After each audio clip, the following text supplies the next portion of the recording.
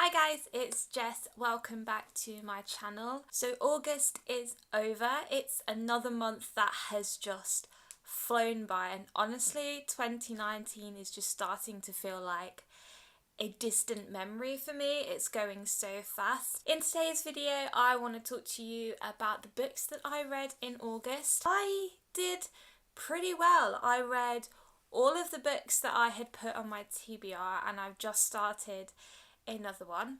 So let's get into that for you guys. The first book that I finished this month was a book that I started reading towards the end of July, and that was Red Queen by Victoria Aveyard. As I probably mentioned in my August TBR video, this book had been on my TBR for a long time, but I was very hesitant to read it just because I had heard a lot of negative reviews about it.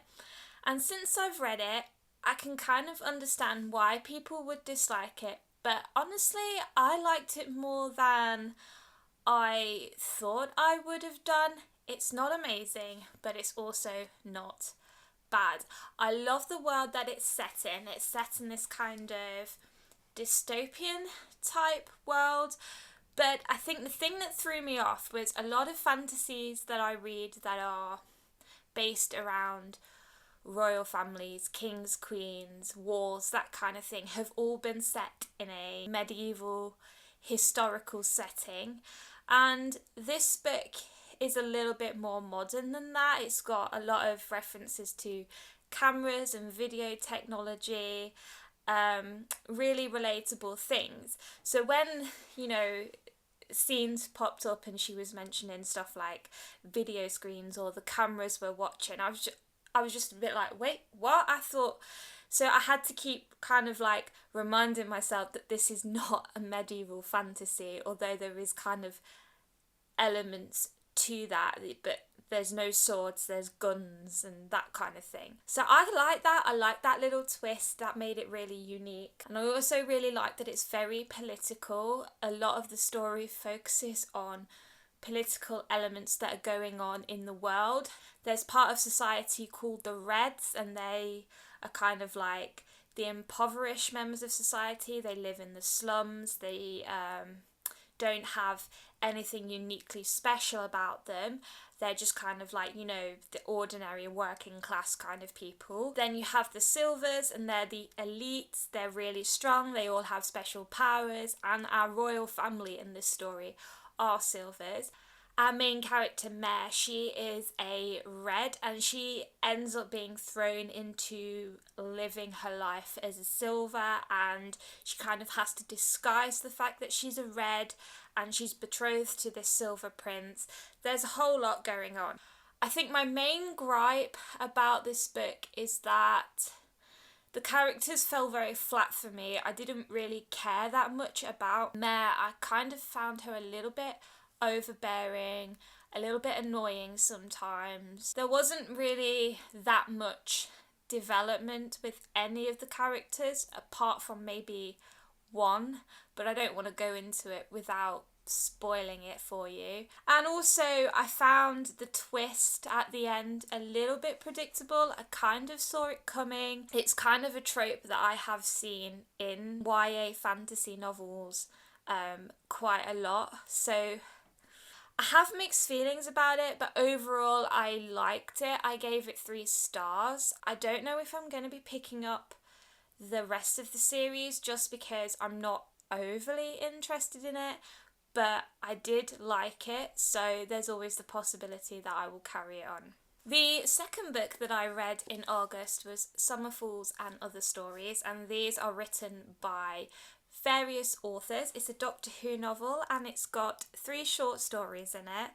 2 of the stories are featured in the show as being books written by characters, and that's one thing I loved about this book, is that the stories that were supposedly written by those 2 characters, they got their personalities spot on. And my favourite story in this book is called The Angel's Kiss, and it follows Melody Malone in New York in the 1930s, and she's solving this murder mystery, and it's got a weeping angel in it, and it's fantastic. It's so much fun, and they got her personality spot on. She's so quirky and flirty, she's badass, she doesn't give a shit.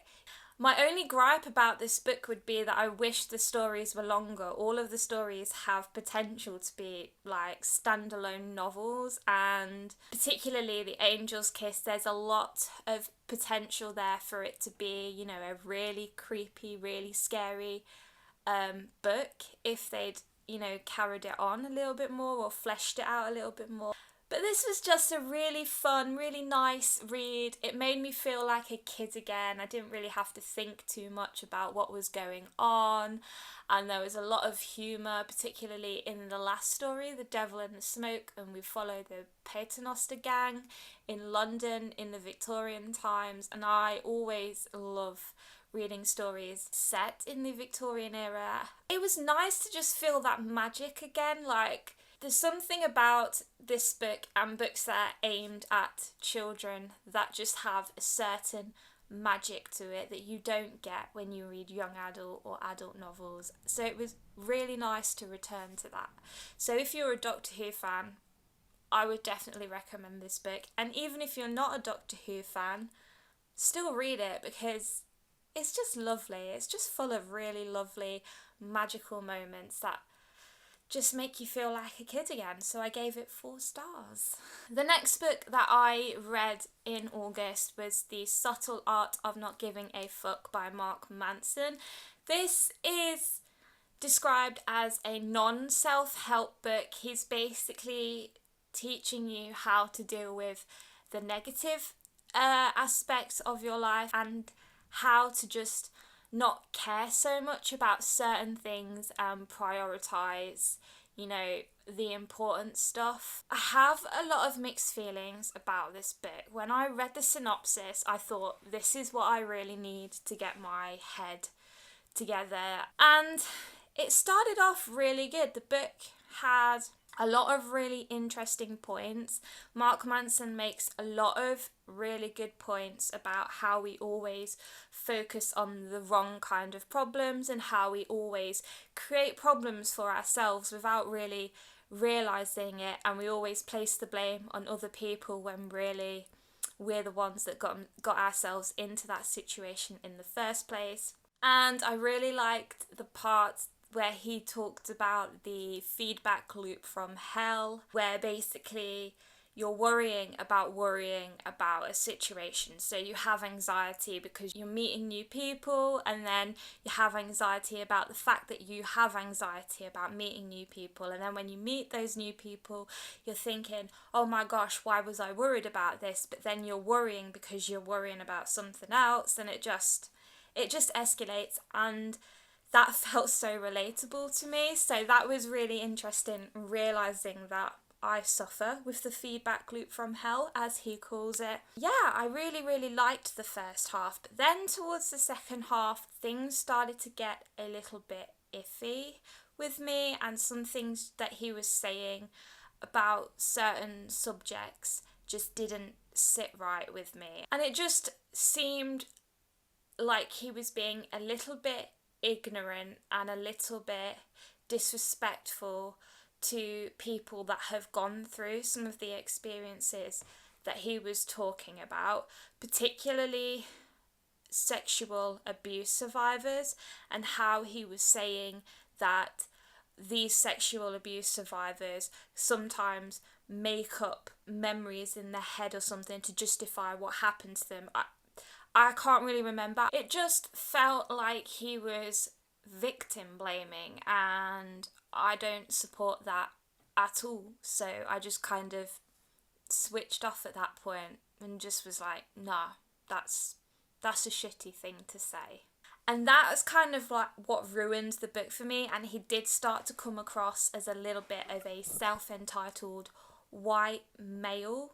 Yeah, I really, really wanted to like this book. I really, really wanted it to motivate me to change myself, and I have taken away some of the good points from it, but I wouldn't recommend it. He just ruined the end of it, basically, with some of the things he was saying. I ended up giving this book 2.5 stars, which was a shame because the first half was really good. The last book that I completed this month was probably my favourite book all month, maybe all year. Yes, I'm going there. Was The Humans by Matt Haig. I absolutely adored this book. I went into it kind of not blindly, because I kind of had a little bit of an idea of what it was about, but I went into it not really expecting anything too amazing, but still expecting to like it. And I more than like it. I love it. This book was so funny and so inspiring and so clever.